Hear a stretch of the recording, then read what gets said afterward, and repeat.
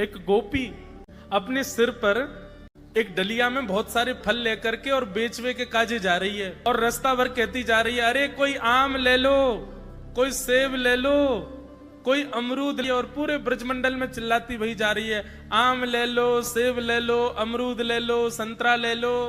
उस स्वर को जब नंद नंदन ने अपने नंद भवन में क्रीड़ा करते हुए श्रवण किया, नन्हे से गोपाल जी हैं, केवल 3 वर्ष की आयु है ठाकुर जी के, मोटे मोटे पाम, मोटे मोटे हाथ, ठाकुर जी को नेक्स सो पेट, बटुआ सो मुंह, और ठाकुर जी क्रीड़ा कर रहे हैं। और क्रीड़ा करते करते तोतली बाणी में यशोदा मैया से कहने लगे, बोले मैया मैं फल खरीदवे जाऊंगो। मैया बोली लाला ऐसे ना मिलो करें, फल बेचवे वाले को कछु देनो पड़े, तेरे पास तो कछु है ना है, तू कमावे धमावे तो है ना है, इतना बड़ो है गो, अब वो घर में बैठो रे। 3 वर्ष के ठाकुर जी बस। ठाकुर जी बोले मैया जे नंद भवन कौन को है? बोले तेरो है।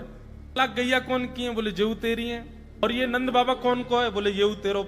और मैया तू कौन की है? बोले मैं भी तेरी हूँ। मैं इतनी सबरी संपत्ति को मालिक हूँ, तू यूं कैसे कह रही है? मैं कछु कमाऊं धमाऊं ना, ये सबरो मेरो ही है मैया।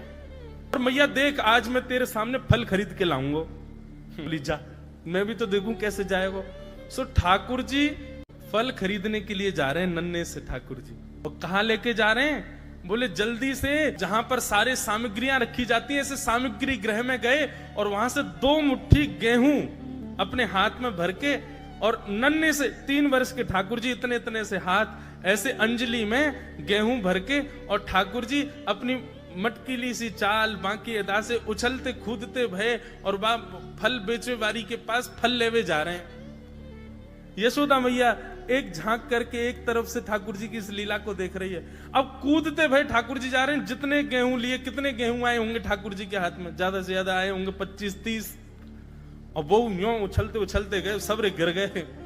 अरे कोई आम ले लो, सेब ले लो, अमरूद ले लो, कहती हुई जैसे ही जा रही थी तभी उसकी दृष्टि पड़ी एक गली में, और वो गली जा रही थी नंद भवन की ओर। नंद भवन से नन्हे से बालक, नन्हे से सांवरे सलोने ठाकुर जी, छोटी सी धोती पहनी है, हाथन में पद्म राग के कड़ूला पहने हैं, गले में कौस्तुभ मणि पहनी है, सुंदर घुंघराले केशन को गूंथ करके यशोदा मैया ने ऊपर सुंदर मोतीन से लड़ बांध करके वहां में एक मोर पीछ लगायो भयो है। नन्हे से ठाकुर जी इतनी व्याकुल भरी दृष्टि से देख रहे हैं उस फल बेचने वाली को कि कहीं चली ना जाए, वहां से पहले मैं जाके आते फल ले लूं। ठाकुर जी के उस रूप को देखते ही वो फल बेचने वाली वहीं रुक गई, देखने लगी सुंदर से ठाकुर जी को। ठाकुर जी बाके सामने जाके खड़े है गए। उसने अपने फल की डलिया नीचे रखी। ठाकुर जी फल देख रहे हैं कौन से लेने। अब उंगली करके ठाकुर जी कह रहे हैं जेवारो दे दो, जेवारो दे दो, ये दे दो, ये दे दो। करते करते करते पूरी डलिया ही कह दी। बोले सबरी दे दो। गोपी बोली अरे लाला ये सब ऐसे ही ले जाएगो, कछु देगो ना मोकू? अरे ऐसे ना मिलो करे, कछु देनो पड़े, चल कछु दे मोकू तभी मिलेगी ये। ठाकुर जी बोले तो फिर रो काई क्यों रही है? मैं ऐसे थोड़ी लेके जाऊंगा, नंद बाबा को ला लाऊं, मेरी सभी संपत्ति है, मैं अपनी संपत्ति में से कछु हिस्सा तो को दूंगा तब फल लेके जाऊंगा। अच्छा दियो, कहा देगो संपत्ति में?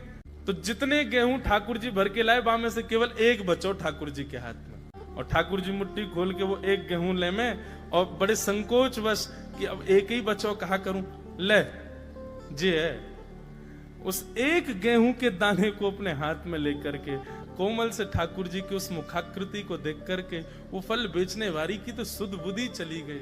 ठाकुर जी बोली अरे नजर लगावेगी मुकू, चल जल्दी फल दे दे। बोले फल दे तो दूं, लेके कैसे जाओगे? 4 आम के बराबर के तो तुम स्वयं हो, एक आम के ऊपर एक ऐसे 4 खड़े कर दूं तो इतने बड़े तो तुम खुद ही हो, कैसे लेके जाओगे? ठाकुर जी बोले बड़ी चिंता। तभी गोपी ने की अच्छा आओ मैं दूं। ठाकुर जी को हाथ पकड़ करके उनकी कारी कमरी खोली, उनकी पीताम्बरी ने ढीली करी, और ठाकुर जी के कछु फल तो कमरिया में बांध दिए, कछु पामन में बांध दिए, कछु हाथन में बाजू बंद बना के बांध दिए, कछु गरे में लटकाई दिए। ऐसे कपड़ान में फल भर भर के ठाकुर जी के पूरे अंग में फल लटका दिए। अब ठाकुर जी को पेट तो है गयो ऐसो, यहाँ ते कमर निकल रही है, पीछे ते निकल रहा है, पीछे बस्ता की तरह वहां में कपड़ा में फल बंधे भये हैं, हाथन में बाजू बंद में भी केला आदि आदि सब बंधे भये हैं। और ऐसे ठाकुर जी मटकते भये, उछलते भये, और बड़ो श्रम है रोए, उठा नहीं पा रहे पाम को, इतना भारी है गयो पाम।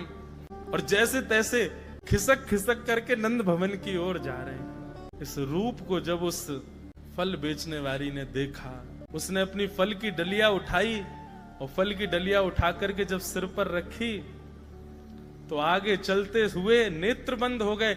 अब तो बस यही कहती जा रही है, गोपाल ले लो, कृष्ण ले लो, माधव ले लो, मधुसूदन ले लो, गोविंद ले लो, नंद जी को लाला ले लो।